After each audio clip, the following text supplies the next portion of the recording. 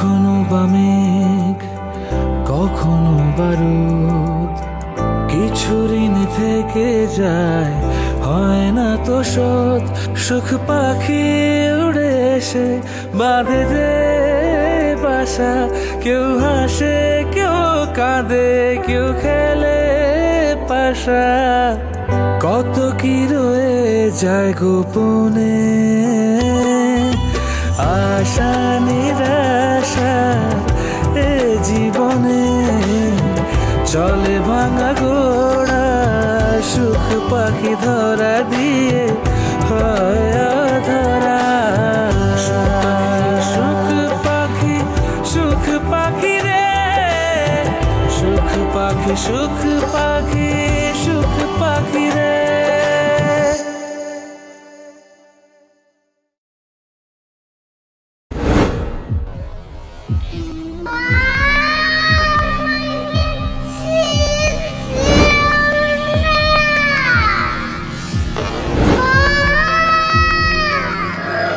আমি ছোটনের সাথে মিলির বিয়ে দিতে চাই। নিজের হাতে বানিয়ে এনেছি, কেননা ভবিষ্যতে তো নাস্তা আমাকেই বানাতে হবে তোমার জন্য। তোমার সব আবল তাবল কথার অর্থ কিন্তু আমি কিছুই বুঝি না। আমি তো এখানেই আছি, এখানে আবার আমার নতুন করে মতামত দেওয়ার কি আছে?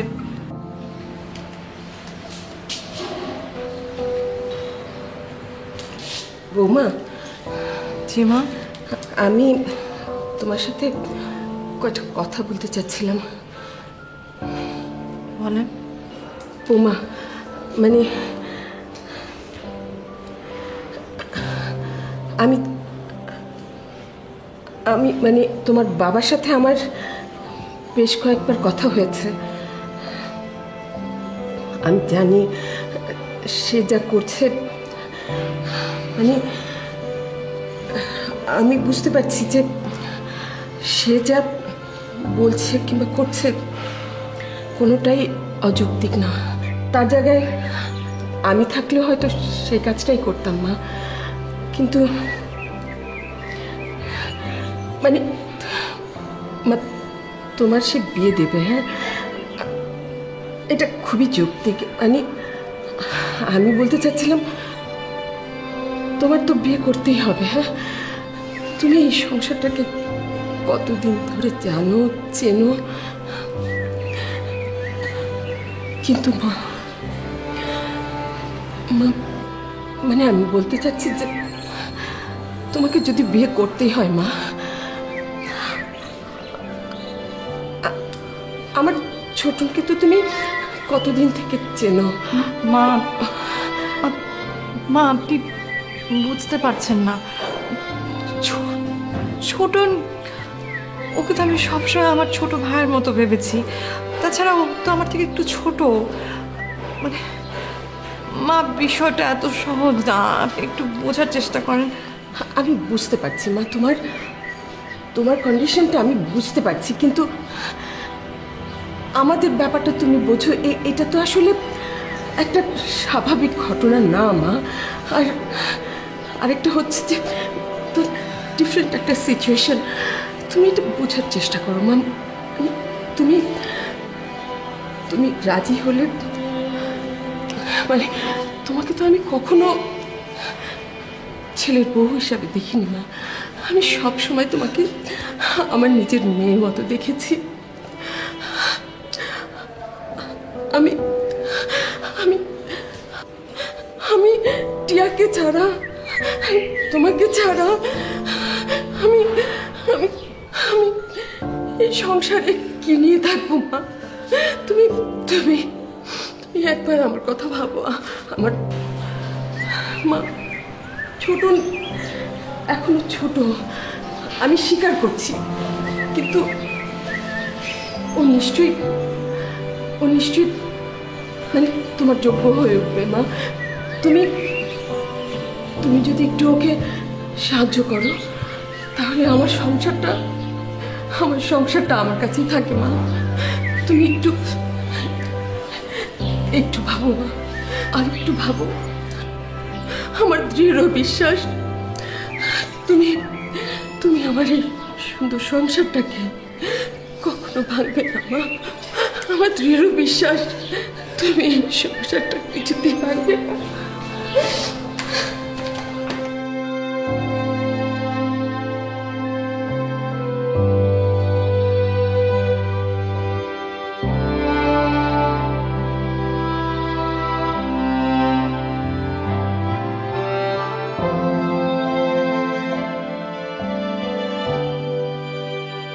হ্যাঁ হ্যাঁ চিটাগাং শীতকাল এই মাসও আমি বাকিটা করে দেবো ইনশাআল্লাহ। আচ্ছা ঠিক আছে, হ্যাঁ ঠিক আছে, ওকে থ্যাংক ইউ। আচ্ছা তোমার কি সমস্যা বলো তো? মানে কি? মানে বুঝতে পারছো না? ও হো হো, তা কেন বুঝবে? ওই মহিলা তোমাকে বসতে বললে তুমি বসো, উঠতে বললে উঠো। আচ্ছা আমার কি চারানোর মূল্য নেই তোমার কাছে? শেলি, জল ঘোলা না করে সোজা সাপটা করে বলতে পারো কি বলতে চাও? আমাকে একটা কথা বলবে? ওই মহিলা তোমাকে কি খাইয়ে বশ করেছে বলো তো, যে তার কথায় তুমি যা ইচ্ছা তাই করছো? আচ্ছা আমাকে সত্যি করে বলো তো, তুমি কি সত্যিই সালমার বাবা? কেন, তোমার সন্দেহ আছে? এখন তো আমার সন্দেহই হচ্ছে। যদি ওর বাবাই হবে তাহলে কিভাবে মেয়ের এত বড় সর্বনাশ তুমি করছো? আমি বুঝতে পারছি না যে তুমি এর মধ্যে আমার মেয়েকে কেন টানছো, আর আমি বা কেন আমার মেয়ের সর্বনাশ করতে যাব? তুমি কি করে ভুলে গেলে? তোমার শ্রদ্ধেয় বড় ভাই মারা যাওয়ার আগে কথা দিয়েছিলেন যে আমার সালমার সাথে ছোটনের বিয়ে দেবেন, আর সেখানে তোমার ভাবি সহ পরিবারের আরো অনেকেই ছিল। তখন তো তোমার বড় ভাবি খুব বড় গলা করে বলেছিল ছোটনের সাথে একমাত্র সালমারই বিয়ে হবে। অথচ এখন সে সব ভুলে গিয়ে মিলির সাথে তার বিয়ে ঠিক করছে। তুমি অন্তত মেয়েটার কথা চিন্তা করবে না? বাবা হয়েও তুমি ভাবিস তালে তাল মিলাচ্ছ। এই বিয়ে তোমরা সকলে মেনে নিলেও আমি মেনে নেব না। আমি এই বিয়ে কিছুতেই হতে দিব না।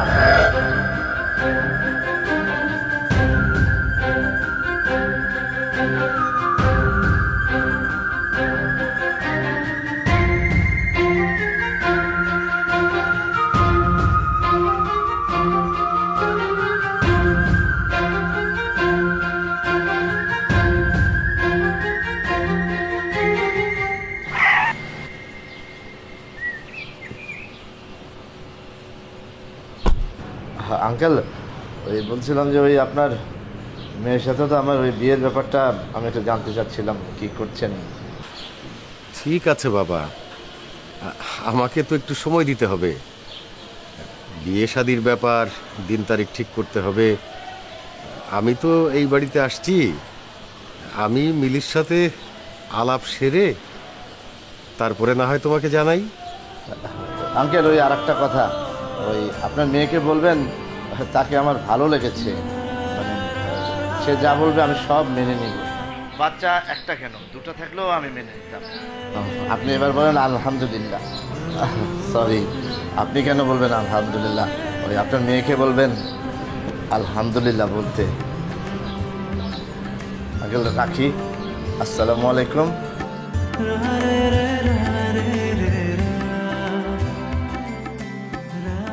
ভাইজান, আপনি পুরো অস্থির মানুষ। এই অস্থির কি? হ্যাঁ অস্থির হবো না? আমার বয়স তুই চিন্তা করেছিস, এখন মতো বিয়ে করি না, আমার গাড়ি বাড়ি সব আছে, অথচ আমার একটা স্ত্রী নেই। তুই আমার ভিতরটা বুঝতে পারছিস? খা খা করছে, স্টুপিডের মতো কথা বলে। হ্যাঁ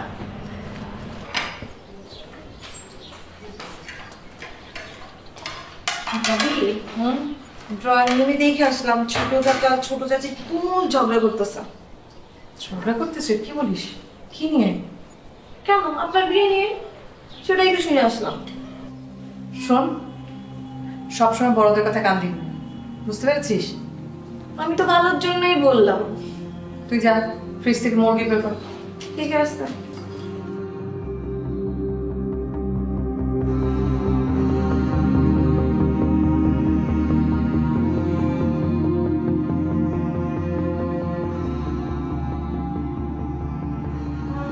একটা প্রশ্ন মাথায় ঘুরপাক খাচ্ছিল, তাই ভাবলাম তোমার সাথে শেয়ার করি।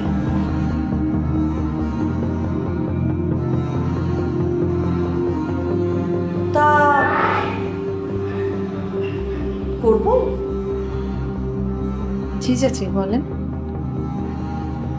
না মানে পরিবারের সবাই, না ঠিক পরিবারের সবাই না, তোমার শাশুড়ি আর তোমার বাবা যাচ্ছেন ছোটনের সাথে তোমার বিয়ে দিতে। এই ব্যাপারে কি তোমার মত আছে মা?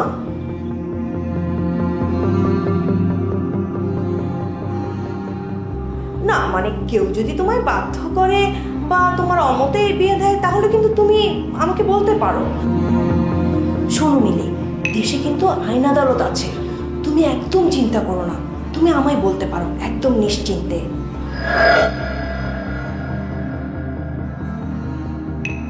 আমি তোমার সাথে আছি মিলি, বলো মা। চাচি, আমাকে আসলে ঠিক বাধ্য করছে না কেউ।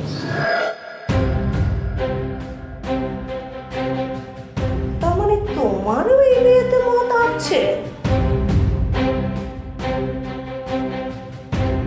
ছি ছি ছি মিলি, প্রথম স্বামীর সাথে ডিভোর্স না হয়ে কিভাবে দ্বিতীয় বিয়ের কথা চিন্তা করছো তুমি? তারপর আবার তারই ছোট ভাইয়ের সাথে? ছি ছি ছি মিলি, আমি এতটা নিচু ভাবতে পারছি না তোমার।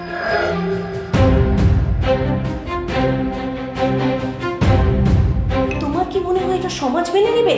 নিবে না, এটা সমাজ কোনোদিন মেনে নিবে না। সমাজ মেনে নেবে কি নেবে না সেই জ্ঞান কি তোমার কাছ থেকে নিতে হবে শেলি?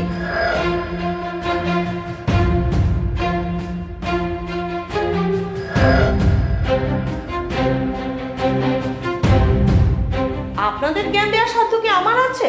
তবে যা সত্য তাই বললাম। আরেকটা সত্যি কথা বলি, আপনার স্বামী মারা যাওয়ার আগে আমার সালমার সাথে আপনার ছোটনের বিয়ে ঠিক করে গিয়েছিলেন।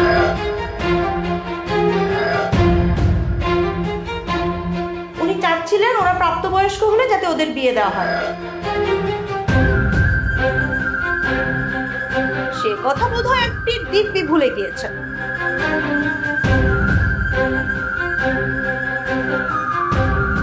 কি ব্যাপার, মনে পড়লো? তাই বলে ভাববেন না আপনার ছেলের সাথে আমার সালমাকে বিয়ে দেওয়ার জন্য একেবারে মরিয়া হয়ে উঠলাম। শুধু বড় ভাই বলেছেন বলেই আমি বলতে বাধ্য হলাম।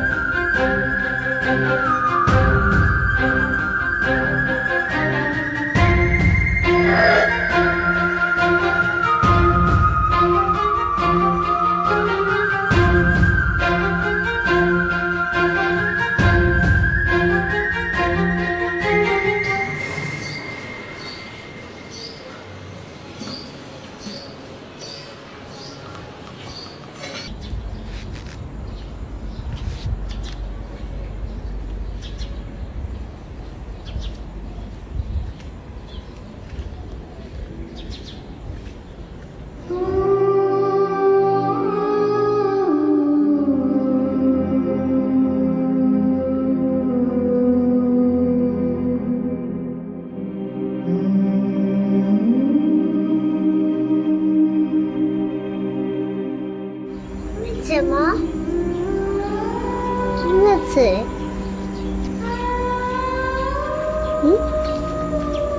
তোমাকে কেউ বকা দিয়েছে? আমাকে বলো, আমি তাকে বকে দেব। নাহলে তোমার চোখে পানি কেন?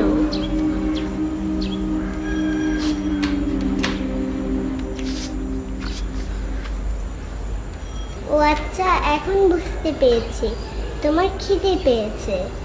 আমি নানুকে বলে দেব যে আমার মায়ের খিদে পেয়েছে।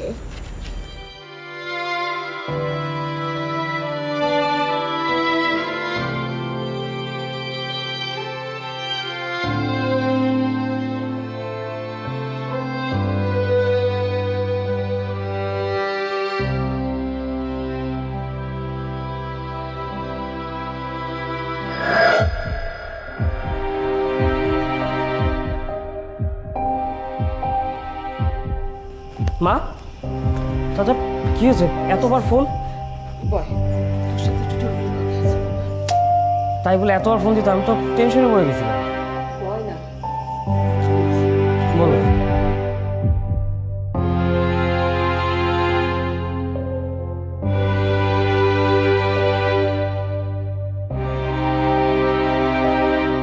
বলছি ইয়ে কি হয়েছে রে? কি কিছু বলতে চাইলে বলো। বলছি তো, তুই একটু ঠান্ডা হয়ে বয়। বলছি আচ্ছা মা, এরকম করছো কেন? কিছু বলতে চাইলে বলো। এত জরুরি ফোন করে নিয়ে আসলে। তাছাড়া কিছু কি হয়েছে নাকি?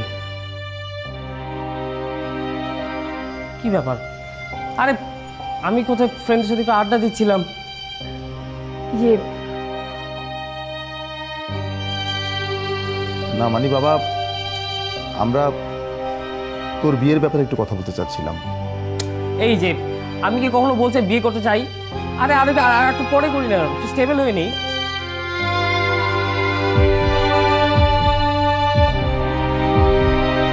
কি ব্যাপার? না বাবা, মানে আমি যদি তোর কাছে কোনো আবদার করি, তুই কি সেই আবদারটা রাখবি বাবা? বল। আহা মা, এত ভনিতা করছো কেন? কি বলতে চাও সরাসরি বলো। দেখ বাবা, আমরা আসলে কখনো ভাবতেও পারিনি খোকন আমাদের থেকে এভাবে দূরে চলে যাবে।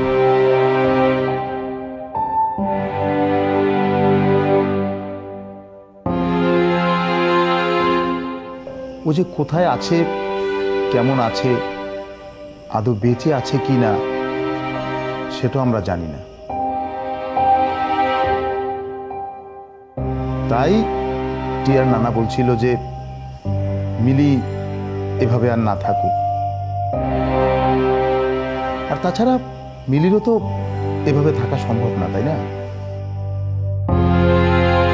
ওর বয়সেরও কত হয়েছে। তাই বেআই সাহেব চায় যে মিলি আবার নতুন করে তার জীবনটা শুরু করুক। তার জায়গায় আমি থাকলেও হয়তো এই চিন্তাটাই করতাম।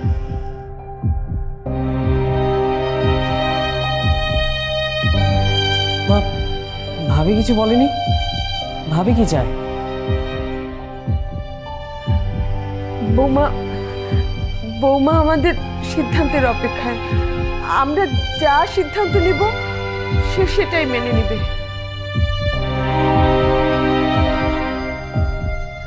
দেখ বাবা,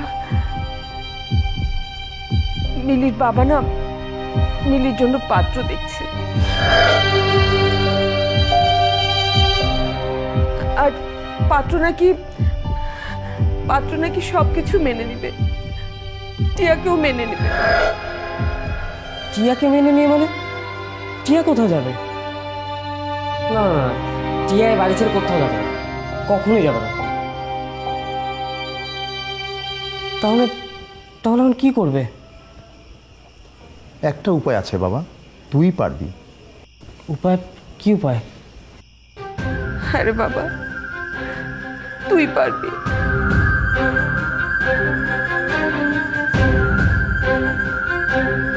শুধুমাত্র তুই পারবি। আমি আমি টিয়াকে কোথাও যেতে দিব না। আমি পারবো মানে আমার কি করতে হবে সেটা আমাকে বলো। টিয়ার কাছে টিয়ার বাবা হচ্ছিস তুই। তুই দেখিস না, তোকে ছাড়া ও কিচ্ছু বুঝে না। খেতে গেলে শুতে গেলে সারাক্ষণ শুধু বাবা আর বাবা। তোকে ছাড়া আমার সোনা পাখিটা কিচ্ছু বোঝে না। মা মা তুমি কেঁদো না, তুমি আমাকে বলো আমার কি করতে হবে। টিয়ার জন্য আমি সব কিছু করতে রাজি।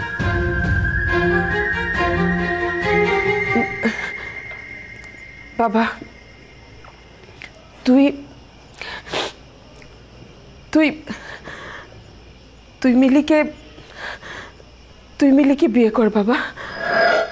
মা কি বলতেছো তুমি? এছাড়া বাবা, এছাড়া আমার হাতে আর কোনো পথ খোলা নেই।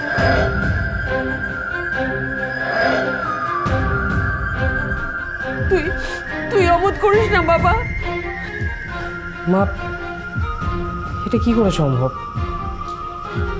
তাছাড়া সমাজ আছে, লোকজন কি বলবে? আমি তো ভাবিকে কখনোই চোখে দেখি না। বিয়ে মানে মা একটা নতুন সম্পর্ক, নতুন বন্ধন। কিন্তু ভাবির সাথে তো আমি অন্য একটা বন্ধনে আবদ্ধ।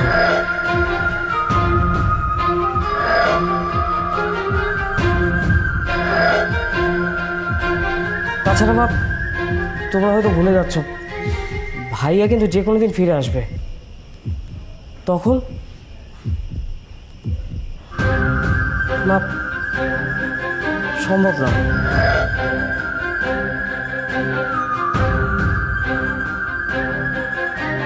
আমার পক্ষে সম্ভব না, এটা হয় না। তুমি আমাকে ক্ষমা করো।